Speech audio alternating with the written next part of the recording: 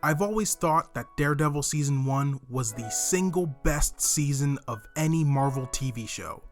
But now, X-Men 97 Season 1 may have entered that pantheon.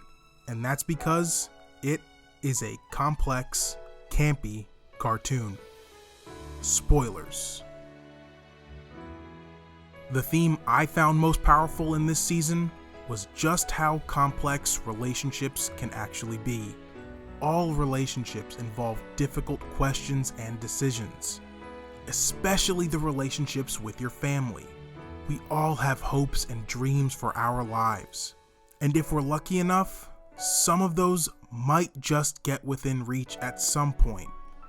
But is there a responsibility, an obligation to family that stops us from realizing those dreams?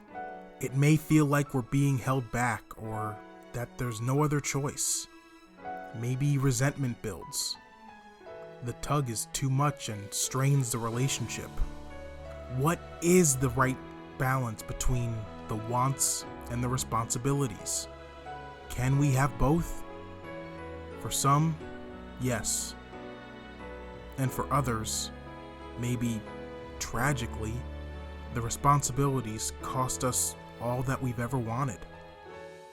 And what if we disappoint those we feel responsible to? We've all been there, wishing we had done things differently, or maybe wishing there was some other way, that life dealt a different hand. Should we betray our morals and even lie to comfort, or even protect them? And in typical X-Men fashion, what do we do when those closest to us won't accept us? Whether it be because of the way we were born, or even the fear of our past scaring someone away. Maybe we hide as much as we can, never truly feeling comfortable in our own skin. Or maybe we're honest in the hopes that it will all be okay. But what if the worst comes true? How do we handle a loved one walking away because of who we are? Do you let that break you and cause you to become jaded? Or do you try and fight? Fight to change their minds, hoping one day you can prove them wrong? And do we try to do the same with a loved one who has been radicalized? Do we tell them to just shut up? Do we fight back? It's like the great Jay-Z once said, nobody wins when the family feuds. But there's another way to fight. We can fight with everything we have to bring them back, hoping, dreaming that the person you once knew is still in there, deep inside, lost, like a scared child. Can we save them? It may just be worth the try. How do we mourn losing a loved one? Whether it be from their life ending or just a split. Processing any of that can be so hard, longing for the good times and regretting the bad, wishing things were different, that we had said more, told them how much they meant to us, or even that we would choose them. We might blame ourselves for losing them and allow it to consume us, make us bitter, and possibly take that pain out on others. Should we also mourn the feeling of not being chosen? What if you're not the one for the person you love? Maybe it's the wrong time, or the situation changed. Maybe they found another, or always had that other person in mind. Can you support them? Is it enough just to see them happy?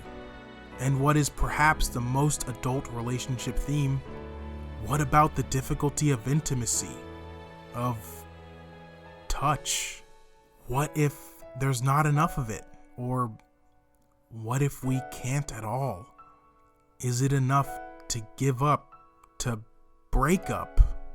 Or is there hope? A reason to push through, to fight for it? because some things are deeper than skin. And even with all that complexity, this series is still full of absurd and wonderful character designs, names, and situations.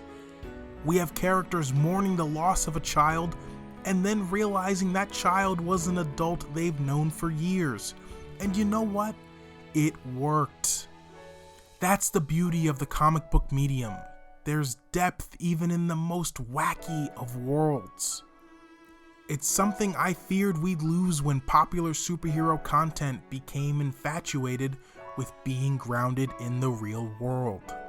When in reality, none of this stuff is even remotely possible.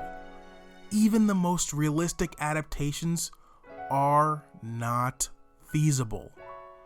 These worlds grounded in our perception of science aren't necessarily better. I think it all just depends on the vision and execution of the creatives of each project.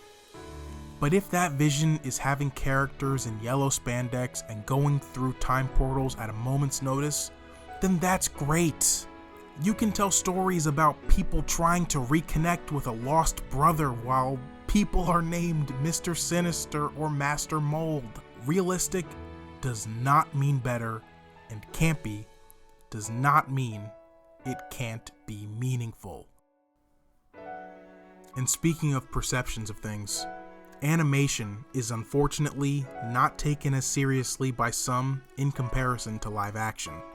But it absolutely should be. Animation is perhaps the most expressive storytelling medium that we have. It's why so much of this world feels alive. You cannot achieve so much of what this show has in live action. And when you try, you may succeed to a certain degree if given the appropriate time, but in many cases, it just feels less than. And in the extreme cases, it can feel lifeless. Some of the most beautiful and long-lasting stories are told through this medium, and I think we need more of it from all studios, and especially from Marvel. I was so excited when James Gunn announced there would be more animated projects coming from DC. I want Marvel to do the same. It doesn't even have to be canon to the MCU. I just want to show the world why cartoons can be so special. And this show is a great first step of being an example of that.